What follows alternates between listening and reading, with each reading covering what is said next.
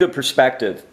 When you signed with UFC, the biggest MMA company, did you realize at the time how life-changing it could be? No, I didn't. And even everything happened so fast at the beginning of my career. I started training MMA when I was 16. I had my first amateur fight at 18, and I got a call. They're like, "Hey, we'll pay you if you go pro and fight pro." And I was like, "Oh, okay, I'll take it." And took the pro fight, and then a few fights later, I'm 19 years old, and the UFC calls and signs me. And then all of a sudden, 19, 20, I have my first fight. I get a big fight bonus, and my career took off. So it all happened so fast. I don't even think I was able to take it all in and really realize what was happening in my life. And, it's almost like I blinked, and now I'm 26 and, married, and I'm a professional bare knuckle boxer now, and all these accomplishments that I've done have already passed, and it's just cool to look back. But in the moment, no, I didn't realize what was happening.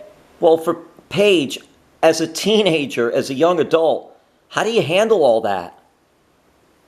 Oh, very easily. My parents raised me right.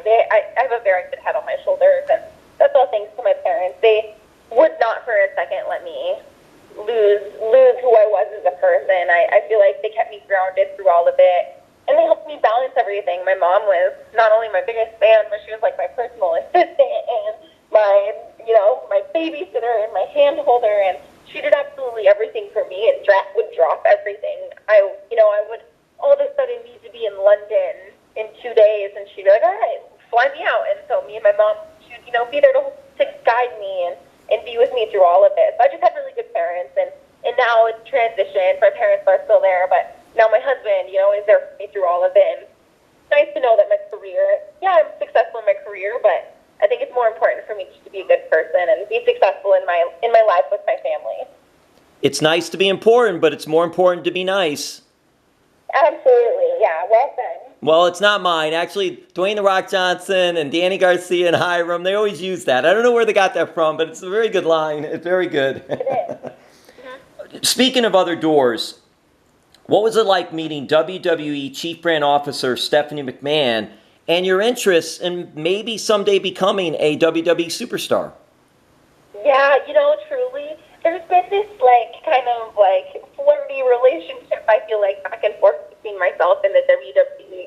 I've always had interest and always felt like, it's the perfect match for me. It's a combination of my athleticism and fight skill with, a little bit more of the dance side of it, where it's a little bit choreographed. You kind of get to have the showmanship part of it that I feel like, I don't get to utilize right now. But yeah, meeting Stephanie McMahon, I was actually, funny story, I felt like I had to chase her to try to meet her finally. And we were in Portugal at the Web Summit. We were at this big tech conference, and I heard she was on stage, and I snuck my way back there, and I was like, all right, I just got to meet her. So she sees my face and actually knows who I am. So that was a very, very cool experience. Did you ever visit the WWE Performance Center training facility in Orlando? I have, actually, and it's honestly amazing. So, I don't know what the future holds. I'm hoping that there's something there, and I definitely don't want to force anything, but we'll see. I feel like the flirtatious relationship between me and the WWE is still there, and especially with me being located and living in Florida now, obviously that door is even more open than before. You would make a really good fit there, by the way. I do a lot of pro wrestling coverage and interviews, and just all around what women are doing in combat sports and pro wrestling is just amazing these days. And I'm curious, you see someone like a Ronda Rousey go from UFC stardom to starring in WWE, main eventing WrestleMania, and what do you think? Oh, it's huge. I mean, to think of when I remember Ronda back when before she was in the UFC. She had fought one of my teammates back in the day, and all of a sudden it was just overnight, all of a sudden she took over and built this empire for women in combat sports. And then there's, been those of us behind her who have helped build it as well. And it's really cool to see. I feel like women's sports definitely get pushed to the back burner at times, but this is one you can't not watch women fight. There's no arguing that we're meant to do this and how exciting it is to see. Was WWE part of any of the negotiations of what you were going to do next after you left UFC? So yeah, in my bare knuckle boxing contract, it is an open door for me to pursue other things that coincide with, bare knuckle boxing. It definitely it's open. So the opportunity is definitely there. Have you ever met The Undertaker, who is an MMA fan? I have. That was another absolutely amazing thing. Have you met any other WWE superstars or pro wrestlers? I'm curious now. You know what? I have. I've met quite a few recently, and it was, a really cool experience. And, I'm hoping that I'm definitely open into the idea of working with the WWE. So we'll see. I have awesome managers and kind of a group of people that manage my career, and they kind of know what I want, and we're excited to see where the future goes. Is Austin a WWE fan? Does he have any interest? He has an amateur wrestling background. Does he have any interest in pro wrestling himself? I don't know that Austin. He is so, he's only been doing MMA for about 3 years, and although he has made waves and storms, and he's a big deal in Bellator right now, he's still very focused on one goal of being the Bellator champion. He's 10-0 now for Bellator, whereas I've done MMA for, I was in the UFC for like 6 years, so I've been doing MMA for 10 years. So it was about time for me to try something new, and that's why I'm also open to doing these other things and bare knuckle boxing and the WWE. I think he would be amazing at wrestling, and I think it's a maybe for the future, but definitely not right now. Well, it's interesting too, because in meeting, last thing on this note, but meeting Stephanie McMahon, meeting The Undertaker, I'm guessing you probably met Triple H if you've been to the Performance Center. What was it, if you did, what was it like meeting him? He's such a great wrestler, but so knowledgeable in what he does behind the scenes too.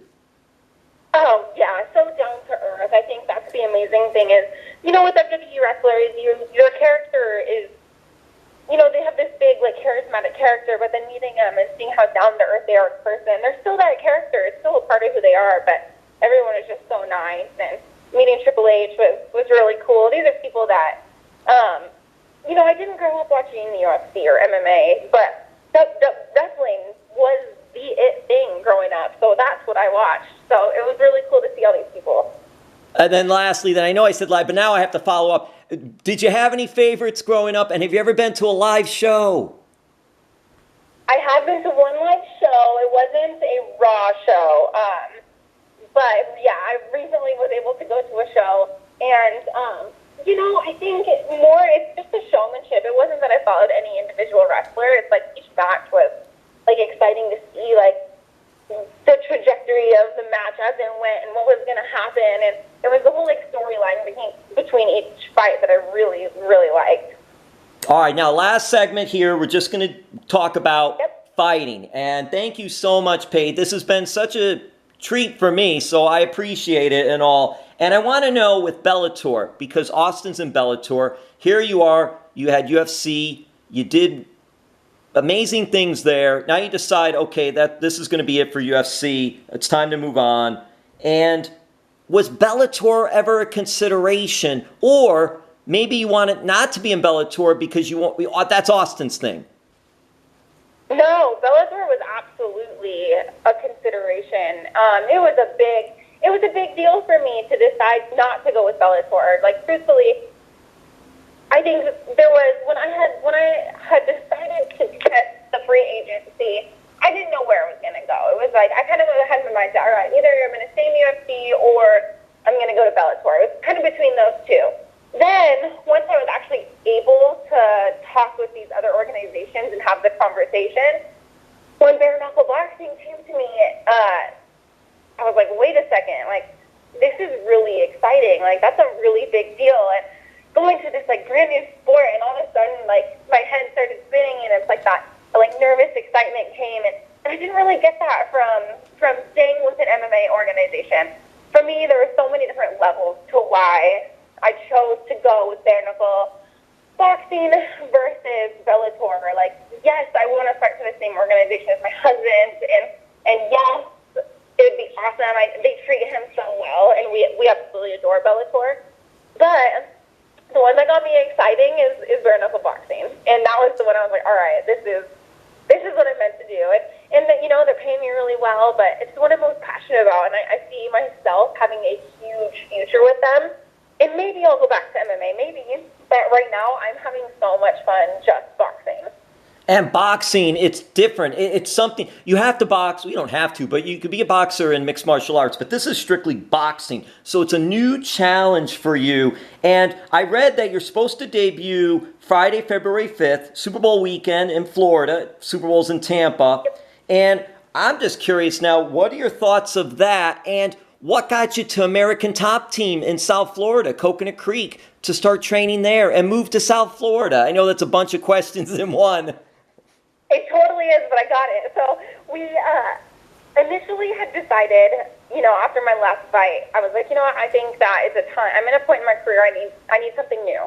I need new coaches. I need to be resparked, and I need to be with the best. If I'm going to start taking my career seriously, I need to be at the very best gym in the world. And we had tried gyms in Vegas, and, you know, we really liked them. It was close to home, but we kind of like, you know what, let's go try this American Top Team. Let's see what it's all about. And we were actually a part of an affiliate American Top Team in Portland.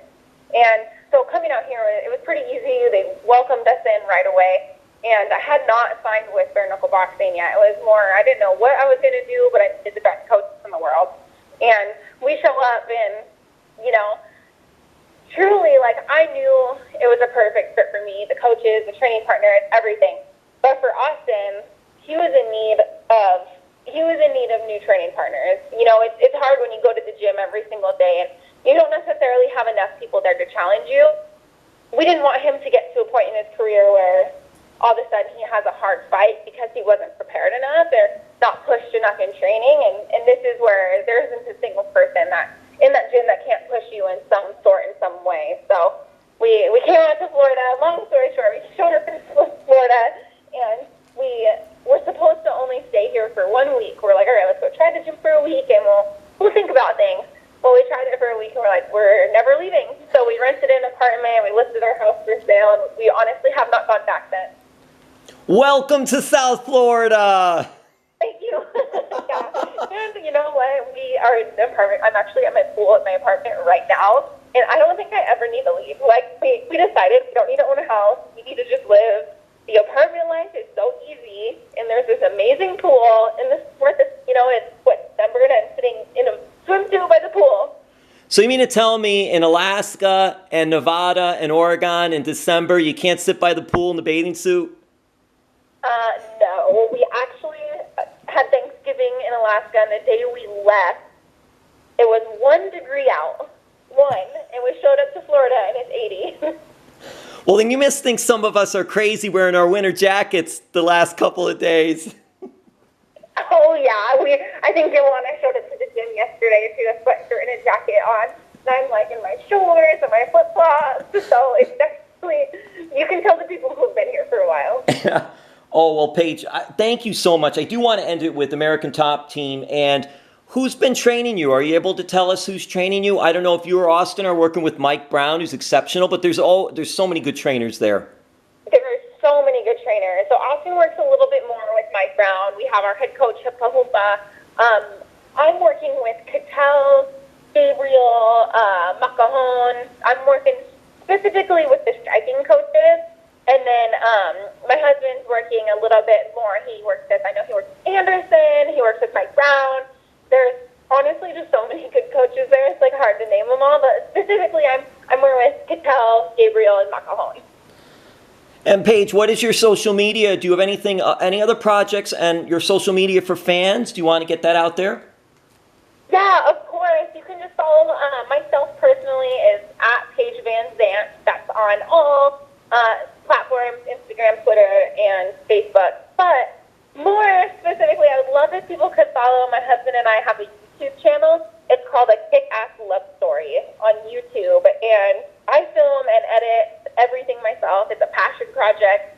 And you can truly see like who we are as people in our lives and the day-to-day of being like a married professional fighting couple.